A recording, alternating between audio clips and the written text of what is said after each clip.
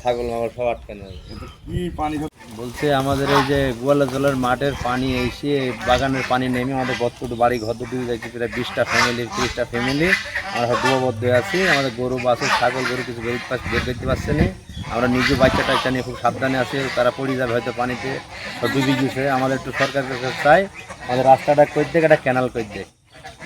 আমরা এইটুকুই চাই যে আমরা অল্প পানিতে ডুবে যাচ্ছি, যদি বেশি পানি হয় তাহলে আমরা সব বাড়ি ঘর সব ডুবে যাবে।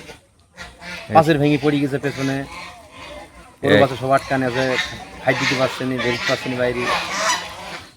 তাহলে আপনাদের পানিটা নিষ্কাশনের কিভাবে ব্যবস্থা করবে? ব্যবস্থায় তো আমাদের এই রাস্তাটা করে দিলি আর একটা ক্যানাল করে দিলে আমাদের পানিটা মাঠে চলে যাবে।